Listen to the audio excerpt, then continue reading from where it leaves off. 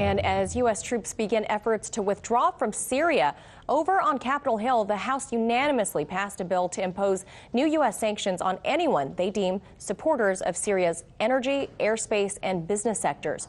The act would require the president to impose new sanctions on either individuals or entities that provide financing to the government of Syria.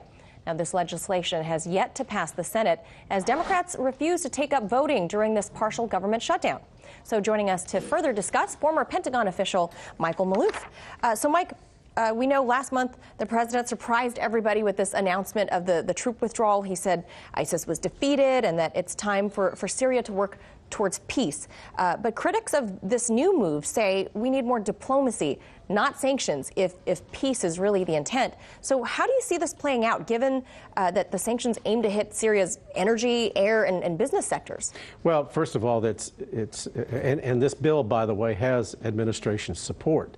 And even though the Senate hasn't taken it up yet, but it's really another backhanded way, if you will, of regime change. They don't want Assad in there, on the one hand, and also and of course diplomacy is not going to be enhanced in any way with increasing sanctions. I mean, in terms of that, but the other concern that seems to be emerging from all of this is that even though these sanctions are aimed primarily at Syria and its business sectors, and as well as financial sectors, it's ultimately aimed at Russia, China, and Iran. And those are the countries that Bashar al-Assad, the president of Syria, said would have primacy in any kind of reconstruction in Syria in a post-war environment. And this, I think, is basically a backhanded way, if you will, of furthering Russian sanctions and also sanctions against China ultimately, and certainly Iran. But that's certainly sneaky. It's sneaky, and also it can be aimed at EU countries. Deutsche Bank, for example, they do a lot of financing, particularly in the Middle East. It could be aimed at those. I don't know that they have any intention of doing that, but that's just one example. So it's a very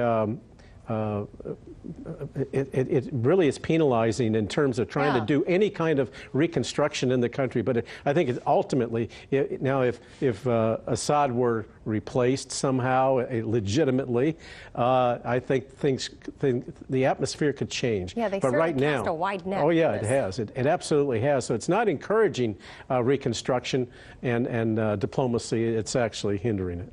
And if these new sanctions do move forward, and they serve to actually weaken Assad, the Assad government, couldn't this weakened state of the Syrian government really screw up their final push against ISIS and kind of give ISIS room to rework themselves back up, to reconstitute? I don't think it's going to matter to the Syrian government all that much. It depends upon where ISIS is, but I just don't see this happening. The reconstruction will be going to areas that's under government control. So this is why we're seeing the other politics in other venues developing on the Syrian government regaining territory that was lost to ISIS initially, but is now in competition with Turkey and all the other countries. But reconstruction is aimed primarily at areas controlled by the government at this time. Okay. So these new measures probably not going to have a huge impact on ISIS? I don't think it would, no. Okay. And let's go back in time a little bit. The U.S. originally went into Syria back in 2011 during Obama. They called it Operation Timber Sycamore, and this was meant to overthrow Assad, with the CIA arming groups like al-Nusra, who we know is now linked to al-Qaeda. And this is proven now, years later, to be a very misguided mode of operation. So do you think Trump is falling prey to another misguided effort? Oh yeah, he's not in control of his own foreign policy. I mean, you could basically substitute President Trump, for President Trump, President Bolton. in all of this. I mean, this is a neocon initiative, and Okay. actually al-Nusra and formerly al-Qaeda, it is regaining strength in Syria, and particularly in the Idlib area, which is a whole nother bucket of worms, if you will, within the enclave of government control by Syria. And this is also another bone of contention with Turkey.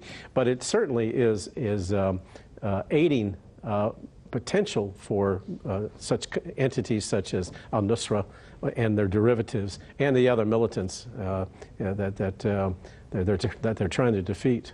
Well, you know, Mike, for a former DOD guy, you are certainly speaking more on diplomatic terms than hey, let's go in and strong-arm these guys. So we got to leave it right there, though. Oh, okay. Thank you so much. Oh, we will darn. talk to you some more about, Okay. as you know, Syria. We're not going to stop talking about Syria anytime soon, so No. we will have you back and Okay. talk more Thank about you. it. Thank you so much. As always, Sure. Michael Maloof. Hey YouTube, thanks for checking out our channel. We hope you enjoyed the video.